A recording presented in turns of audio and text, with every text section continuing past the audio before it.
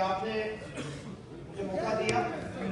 Sir, मैं Rajouri constituency से आता हूँ, जो कि एक बॉर्डर डिस्ट्रिक्ट है, और लोगों ने बड़े प्यार बड़ी उम्मीदों से वोट डाला और बड़ी उम्मीदों से मुझे इस असेंबली में भेजा। सिर्फ मुझे ही नहीं, यहाँ जितने भी मेंबर्स यहाँ बैठे हैं सबको बड़ी उम्मीदों से यहाँ भेजा। और जब मैं यहाँ असेंबली में आया तो मुझे एक जज्बा था और मेरे अंदर बड़ी उम्मीद थी कि लोगों ने मुझे वोट दिया और सबको वोट दिया, और आज मुझे उनकी आवाज लेकर असेंबली में जाना है और उनकी आवाज उठाना। लेकिन पिछले 2-3 दिन में हमने जो देखा वो बड़ा अनफॉर्चुनेट था। हमारे भाजपा के लोग, जो उनका कंडक्ट था, उनको ये पता ही नहीं कि लोगों ने उनको वोट देकर एमएलए बनाया और उनका काम क्या है। और जिस तरीके से यहाँ असेंबली के अंदर जो कंडक्ट उनका रहा, बहुत ही अनफॉर्चुनेट था। हमें सिर्फ जम्मू कश्मीर के लोग नहीं देख रहे, हमें सिर्फ हिंदुस्तान के लोग नहीं देख रहे, बल्कि इस असेंबली को पूरा वर्ल्ड देख रहा है, पूरे दुनिया के लोग देख रहे हैं। क्योंकि 6 साल के बाद यहाँ इलेक्शन हुए और 6 साल के बाद लोगों ने बड़ी उम्मीद के साथ यहाँ वोट डाला।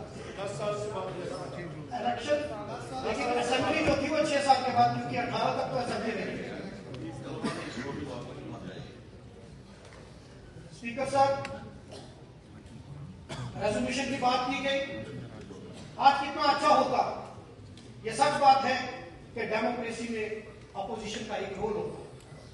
अगर आज अपोजिशन यहां उस पार्टी के एमएलए यहां होते तो उनसे मैं कुछ सवाल करता, क्योंकि मैं जम्मू रीजन से आता हूं और उन्होंने जम्मू की बात की कि हम जम्मू की नुमाइंदगी करना चाहते हैं। मैं उनसे पूछना चाहूंगा कि जो रेजोल्यूशन मूव किया गया, क्या उनको स्टेटहुड नहीं चाहिए?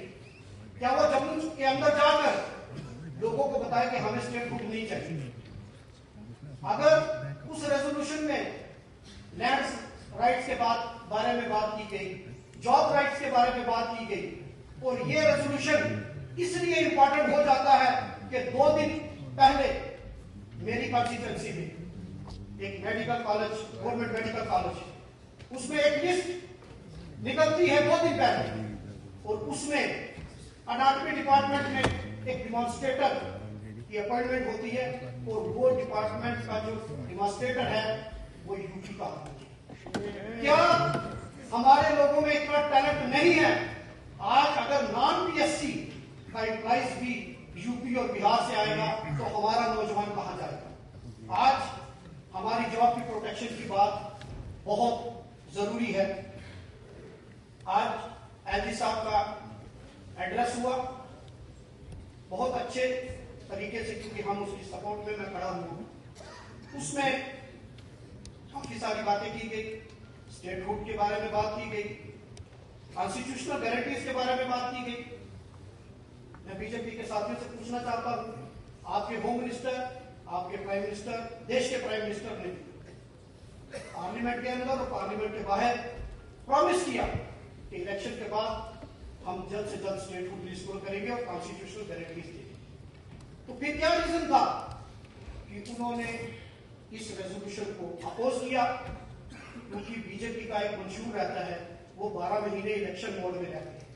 वो हर मौका ढूंढते हैं कि उनको इलेक्टोरल बेनिफिट कैसे होगा। उन्होंने महाराष्ट्र का चुनाव है, झारखंड में चुनाव है, तो बस उन्होंने मिसलीड करना था। और उन्होंने रेजोल्यूशन, किसी मेरे साथी ने ठीक कहा, उन्होंने रेजोल्यूशन को पढ़ा ही नहीं। उस रेजोल्यूशन में कोई भी ऐसी बात नहीं थी जो नेशनल यूनिटी को जिससे खतरा हो या जम्मू कश्मीर के लोगों के खिलाफ कोई रेजोल्यूशन मूव किया। जो एलजी साहब ने अपना एड्रेस किया, उसमें यूथ पॉलिसी की बात की गई। ये सच बात है कि जहां हमारी रियासत 10 साल पहले बेरोजगारी में 26 नंबर पर थी, आज पहले नंबर पर आ गई। ये बीजेपी, ये इस सरकार ने हमें दिया।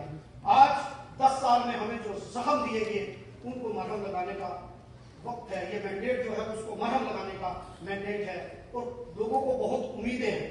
इसलिए चीफ मिनिस्टर साहब यहाँ बैठे हैं, उन्होंने यूथ को जवाब